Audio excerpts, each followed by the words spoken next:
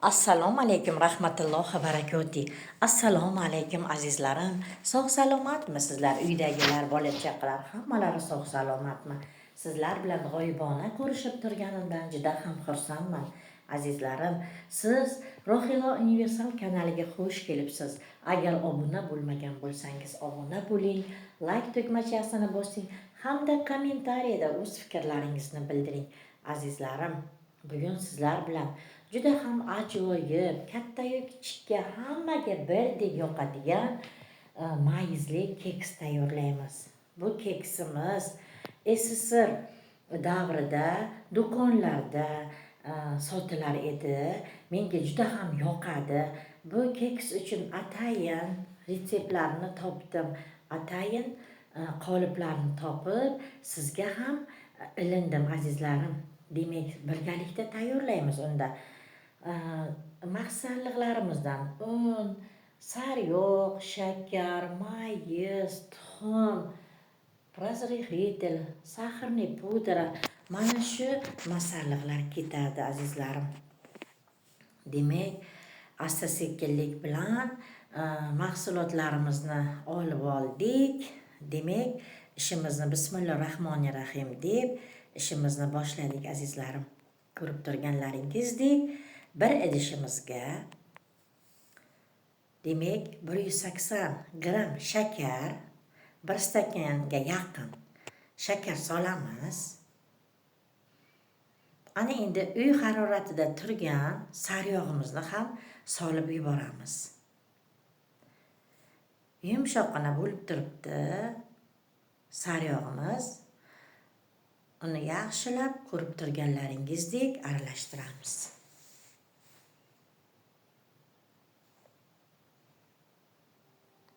Bu keksimizni tayyorlashda albatta mikserdan foydalandim.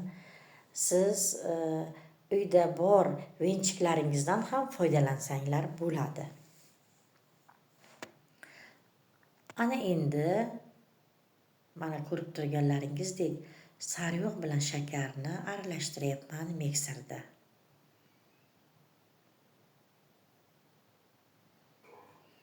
Yaxshilab aralashtiramiz. Bo'lmasa shakarlari erimay g'ijirlab qoladi. Mana ko'rib turganlaringizdek, mana shunday holatda aralashtiriladi. Ana endi azizlarim, yana bir bora aralashtiryapman. Ko'rdim, shakar g'ijirlab turgan ekan, yana ham mikserladim.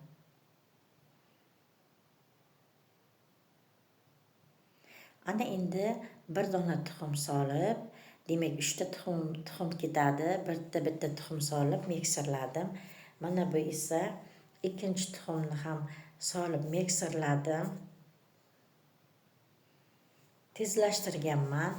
Shuning uchun shunday ko'rinyapti sizlarga. Azizlarim, yaxshilab mikserlaymiz.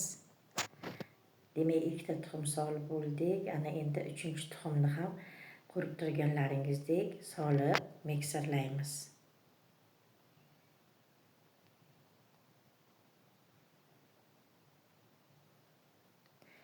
Ana endi shakarlari erib, juda ham ajoyib massaga aylanyapti. Mana ko'rib turganlaringizdek. Mana shunday holatda bo'ladi. Yana ham yaxshilab aralashtiriladi.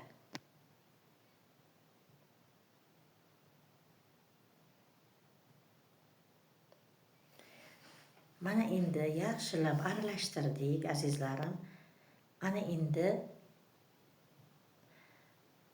mana shunday holatda, mana lopatka bilan ko'rsatyapman. Mana shunday suyuq bo'ladi.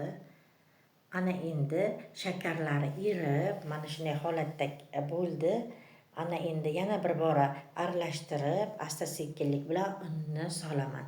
Demak, unimiz 250 gram unni elakchadan o'tkazib, mana shunday holatda elakchadan o'tkaziraman.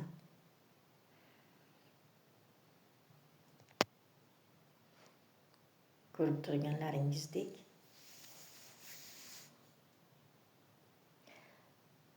vanilniy saharni ham elakchadan o'tkaraman, ko'rib turganlaringizdek. 1 choy qoshiqda vanilniy sahar. Ana endi razrixitel ham 1 choy qoshiqda. Uni ham yaxshilab elakchadan o'tkarib, mana qolgan unni ham solib elakdan o'tkaramanda. Mana ko'rib turganlaringizdek.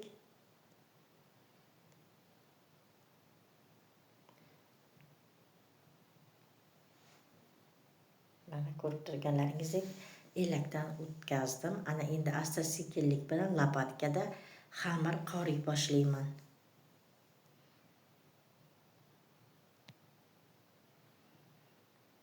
Mana shunday holatda xamir qoriladi.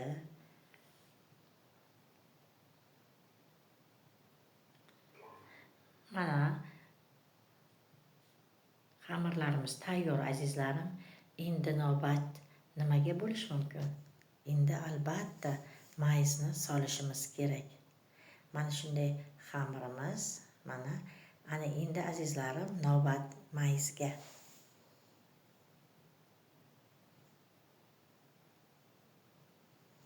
Bu yerda tozalangan, yaxshilab quritilgan mayiz, yuvib, tozalab, quritib oldim. 150 gram mayiz. Ko'proq ham solsangiz bo'ladi. Sizning xohishingizga qarab, mana azizlarim, ko'rib turganlaringizdek mana shunday holatda bo'ladi. Mana endi men qoliplarni tayyorlab qo'yganman. Bu qolipimizning diametri, ya'ni formasi 25 cm eni, 12 cm eni. Mana ko'rib turganlaringizdek, mana shu qolipimizni yaxshilab ichini sariyog'lab oldimda, qolipni ichini, keyin unlab oldim. Mana endi xamirimizni asta-sekinlik bilan qolipga joylashtiryapman. Duxovkamiz 170 gradusda qizib turibdi. Mana ko'rib turganlaringizdek, mana shunday holatda bo'ladi.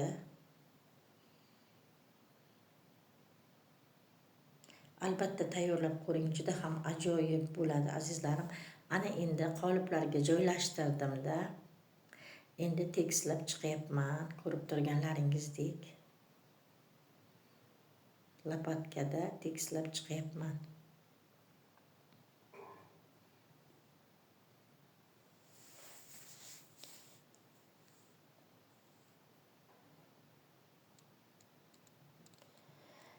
Ana endi xamirimizni o'rtasi yorilib pishadi. Shuning uchun oldin tekislab olamanda, so'ng mana shunday 2 qismga bo'lganday qilib lopatkada ayirib chiqaman.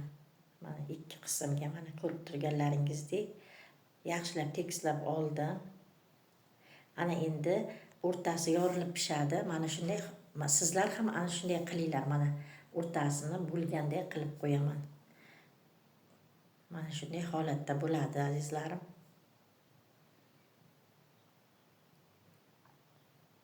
Pishganda chiroyli pishadi.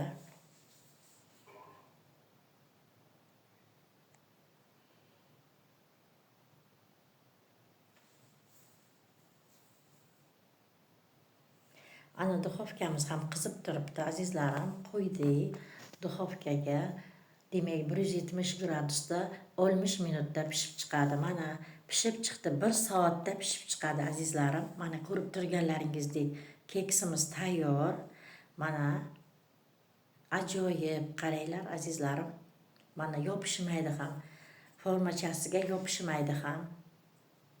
Mana o'rtasini kesgandek mana shunday yorilib pishadi. Teng bir xil. Hamma joylari pishib, mana ajoyib, taglari ham qip-qizilgina bo'lib, juda ham ajoyib pishgan. Ana endi kesib ham ko'rsatmoqchiman sizlarga.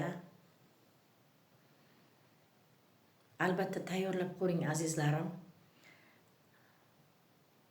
Sizlarga tavsiya qilib qolaman. Mana shunday holatda kesiladi.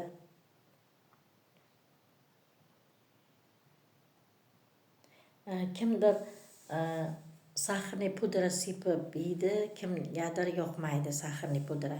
Shuning uchun keksimizning yarmiga sepdim, yarmiga sepmadim sahrli pudra. Ana endi tarelkalarga terib olaman. Mana ko'rib turganlaringizdek. Yumshoqqina, juda ham ajoyib, hamma joylari birday pishgan, qip-qizarib.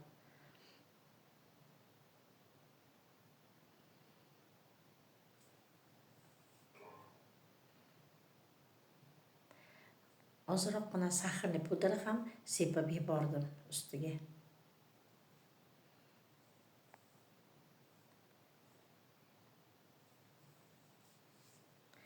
Azizlarim, sizlar bilan g'oyibona ko'rishib qolguncha deb qolaman. Sog' bo'lasizlar, azizlarim. Allohim hammamizni sog'lik tinchligimizni bersin.